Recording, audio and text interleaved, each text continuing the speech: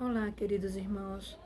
Eu gostaria de começar contando esse meu testemunho, lendo o verso 4 do Salmo 23, que diz assim: Ainda que eu ande pelo vale da sombra da morte, não temerei mal nenhum, porque tu estás comigo. Nesses últimos dias eu passei pelo vale da sombra da morte, e essa certeza de que Deus estava comigo foi que me deu a vitória. Para alguns que não sabem, eu tive Covid.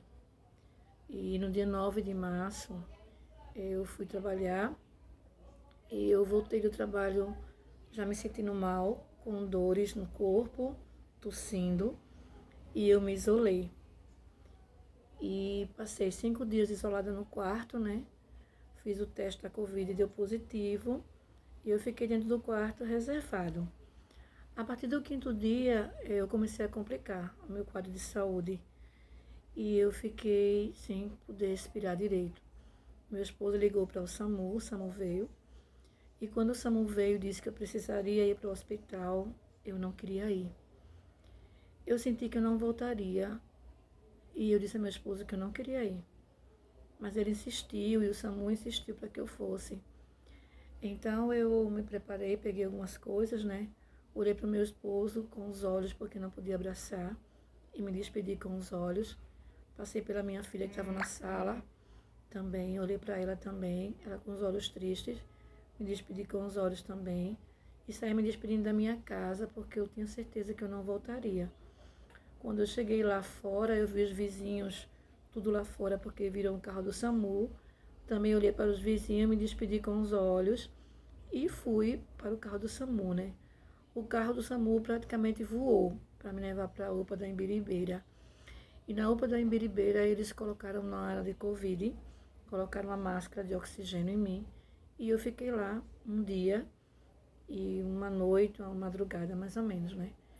Então eu tomei, eu não sei muito bem como se chama, mas 15 ml de oxigênio, 15 cilindros, eu não sei como é o termo que se usa, né?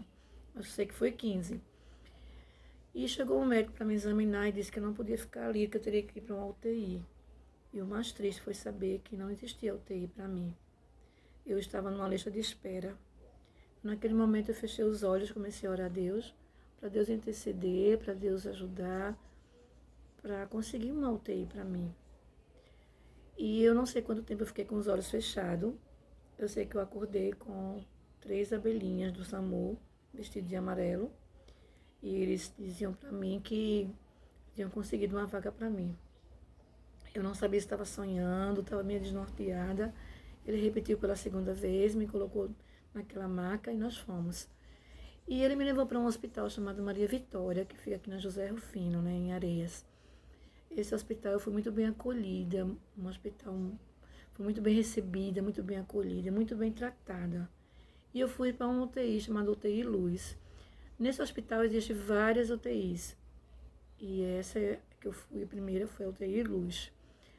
Lá eu fui muito bem acolhida, como eu disse, muito bem recebida, mas houve um problema. Eu tenho dificuldade de ter veias. Vocês estão vendo, não sei se vocês verem, mas assim, aqui, por exemplo, tá vendo? Eu tenho dificuldade de conseguir veias. E eles precisavam conseguir uma veia para poder colocar um catetezinho para poder me medicar. E eu tenho dificuldade para conseguir. Então, vários profissionais vieram, não conseguiram. E chegou um momento que eu estava tão cansada, tão dolorida, com tantas dores já, de tanta furada, que eu pedi para parar. Naquele momento, eu tinha entrado na sala, no UTI, assistente social. Eu pedi para ligar para o meu esposo. Meu esposo, uma chamada de vídeo, ela fez. E eu disse ao meu esposo: Sérgio, quero que você pare nesse momento, quero que você ore por mim, porque eu preciso de uma única veia para ser medicada. E eu não estou encontrando.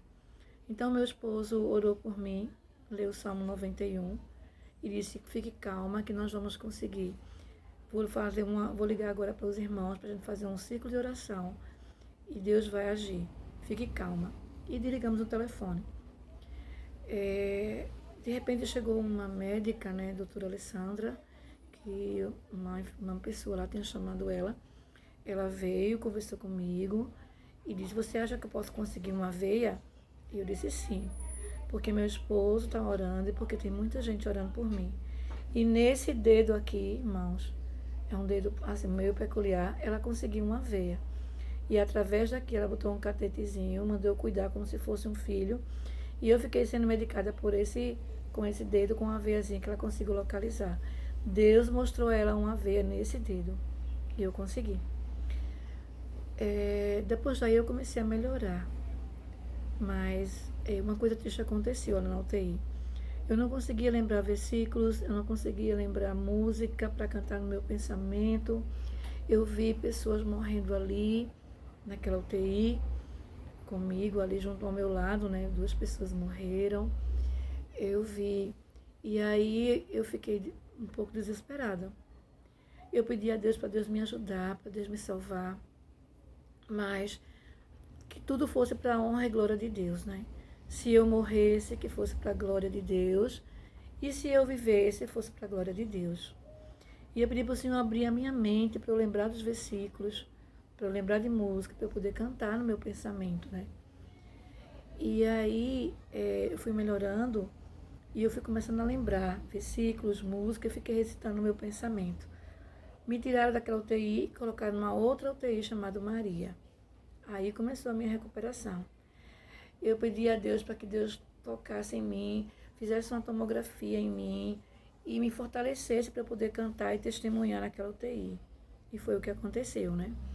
Eu comecei a lembrar de músicas, comecei a cantar corinhos, comecei a cantar hinos e incentivar aqueles que estavam ao meu lado a cantar comigo, né? A fisioterapeuta falou que quanto mais eu fazia isso, mais eu fortalecia os meus pulmões. E era o que eu fazia. Louvava o nome de Deus, né? E eu perguntava para o meu amigo que estava ao lado, né? Com 38 anos também, com um tubo de oxigênio, né? Paulo Berg, você sabe alguma música da sua igreja? Paulo, vamos cantar, Paulo Berg, força esse pulmão. E a gente ficava fortalecendo um ao outro, conversando, fortalecendo um ao outro, né? Eu tive a oportunidade de testemunhar sobre o sábado também. Nessa UTI eu vi uma ressuscitação de Deus, né? Uma paciente estava estável igual a mim, depois o quadro dela se complicou e ela começou a perder a respiração e todos correram para tentar salvá-la e fizeram uma traqueotomia nela aqui, né? E aí o sangue espirrou e foi um desespero muito grande para salvar aquela mulher. Aquela mulher era uma mulher rica, né? A família deixou um médico lá para o médico dar todos os pareceres sobre aquela paciente. E o médico disse que fizesse o que fosse, salvasse aquela mulher, que a família tinha condições financeiras de pagar por qualquer medicação, por qualquer instrumento cirúrgico, por qualquer coisa que precisasse, a família pagava. Naquele momento aquela mulher não precisava de dinheiro, mas ela precisava de Deus. E eu fiquei orando, pedindo para que os anjos intercedessem. As lágrimas caíam e eu orando, até que ela foi se estabilizou. E para a glória de Deus, né? Ela foi ressuscitada, porque eu vi aquela mulher morrer e eu vi ela voltar à vida pelo poder de Deus. Levaram ela para uma outra UTI, né?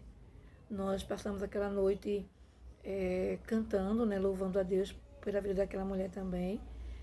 E uma enfermeira se sensibilizou conosco cantando. A UTI não pode levar celular, mas ela viu a gente tão empenhado cantando, né? Cada um com sua pouca voz cantando. Ela pegou, ligou o celular dela, perguntou em cada cama, né? Qual a música que você queria escutar. Algumas pessoas diziam a música que queria escutar. E aí a gente começava a cantar, né? Ali não havia um rótulo de igreja católica, adventista, presbiteriana, espírita, não. Ali havia um povo, um grupo de servos, agradecendo e louvando a Deus por cada minuto que a gente tinha. Cada xixi que a gente fazia, pouquinho ou muito, nós agradecíamos a Deus. Cada bolotinho de cocô que a gente fazia, nós também agradecíamos a Deus. Quando amanhecia o dia, a gente sabia que era outro dia, a gente também agradecia porque a gente conseguiu passar mais um dia. Então aprendemos a quê? A ver as coisas significativas para a gente. Aprendemos que a gente não é nada, que o dinheiro não é nada e que nós temos que aprender a valorizar mais o outro, amar mais o outro, dizer que você ama mais o outro. Não ter medo de falar isso. Lá eu tive uma experiência maravilhosa com Deus. O teto é branco e eu ficava olhando para o teto o tempo todo, orando a Deus, orando, cantando meus pensamentos. E chegou um momento que eu tive uma visão do céu, da UTI de Deus lá no céu. E eu vi aquelas camas lá. E eu vi cada um de nós numa daquelas camas sentado. E aqueles que estavam mais fracos, os anjos corriam para enxertar a esperança, para enxertar Cristo, para enxertar não desista. Estava lá, para enxertar fé. Era a UTI do céu. Havia pessoas que estavam mais fortes, pessoas que estavam mais fracas, mais debilitadas. E a correria dos anjos em querer salvar aquelas vidas, em querer salvar a minha vida também. Eu vi todo o céu empenhado em querer salvar a minha vida. Isso foi maravilhoso saber o cuidado de Deus, né? Eu já tinha ouvido falar que todo o céu está empenhado, mas eu não tinha visto a UTI do céu. E eu vi a UTI do céu. Isso foi maravilhoso saber quanto Deus está lutando pela minha vida, quanto Deus está lutando pela sua vida, quanto sua vida é preciosa, meu irmão. Deus te ama de uma maneira que você nem imagina que Ele ama, que eu não imaginava, mas Ele ama. Então ali eu tive essa experiência maravilhosa, né? A minha medicação era para terminar dia 28, dia 25 eles estavam me liberando para a enfermaria, para a honra e glória de Deus. Na enfermaria eu tive a oportunidade de testemunhar. Eu pedi para o meu esposo trazer livros de esperança. Eu distribuí livros de esperança para os enfermeiros que estavam, para os pacientes que estavam comigo também na enfermaria. Também. Só que aconteceu uma coisa assim. Um dia antes de eu receber alta, eu tive um momento em que eu achei que eu ia morrer, porque o ar-condicionado estava muito forte. Eu não conseguia respirar, comecei a perder a respiração e fiquei ofegante. E aconteceu que eu achei que eu ia morrer ali. Então eu comecei a pedir a Deus misericórdia para mim e comecei a cantar no meu pensamento a música de Daniel Ludinsky, que é Cura. Deixa eu colocar aqui para vocês ouvirem ela. Oh, Pai.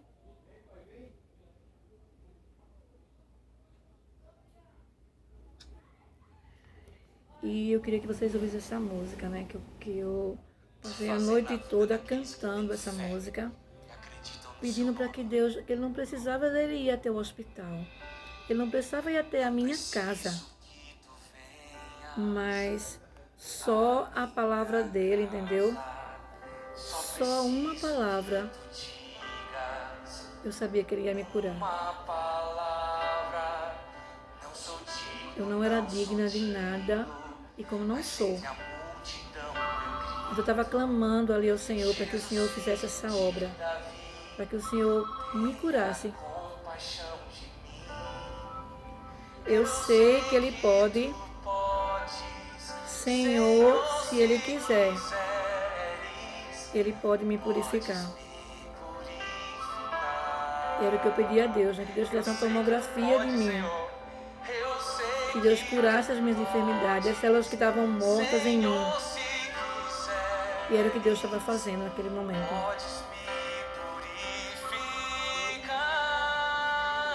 Então, meus irmãos, eu passei a noite toda acordada, a noite anterior à minha alta, cantando essa música no meu pensamento. E eu chorava e cantava. Chorava e cantava. Então eu pedi a Deus uma coisa. Eu disse, Senhor, amanhã a médica disse que vai me dar alta. Mas eu não quero que ela me dê alta. Eu quero que o Senhor me dê alta. Se o Senhor não assinar essa alta, Senhor, então me deixe mais uns dias no hospital. E aí no dia seguinte, a médica foi lá me examinar antes de eu receber alta. E eu contei à médica o que estava acontecendo, né? Que eu estava com pouca respiração. Eu passei uma noite muito ruim. E ela me examinou e disse, não, Joseilda, sua saturação está boa. A questão foi o ar-condicionado que estava muito frio. Você está de alta. E eu agradeço a Deus por isso. Vim para casa. Eu não sabia que meu esposo estava com Covid. Ele não foi me buscar no hospital. E ele tinha pego Covid. No dia que ele me deixou no hospital, no dia seguinte ele teve febre. E ele ficou isolado com Covid também. Então eu fiquei logo muito triste com isso. Porque ele falava comigo todos os dias. Mas ele não me disse em nenhum momento que estava com Covid. Uma coisa que eu esqueci de contar para vocês foi que meu aniversário foi no hospital. E foi muito significativo, porque minha família mandou para mim vídeos, chamada, e ela fazia o seguinte, ela falando que Deus estava comigo, que eles estavam comigo, isso foi muito importante. Meu irmão, minha cunhada e meu sobrinho foram no hospital, levaram um bolinho. Esse bolinho, ela ficou lá embaixo na portaria para dizer que estava lá no meu aniversário. Esse bolinho subiu até o meu leito lá, né? Esse bolinho subiu. E lá as enfermeiras cantaram parabéns para mim na minha cama. As enfermeiras também colocaram o papel de parabéns para mim no meu leito, na parede da minha cama. Mostraram o bolinho, mostraram que minha família estava lá embaixo, entendeu? Dizendo para mim que me amava e desejando um feliz aniversário para mim. Eles cantaram parabéns para mim também. E como aquilo foi significativo. Como eu me senti amada. Então, eu só tenho que agradecer a Deus por tudo o que Ele fez por mim e dizer a vocês que não desista. Jesus está voltando para buscar cada um de nós. E para o lugar que nós iremos não haverá choro, nem lágrima e nem morte. Que Deus abençoe cada um de vocês, em nome de Jesus.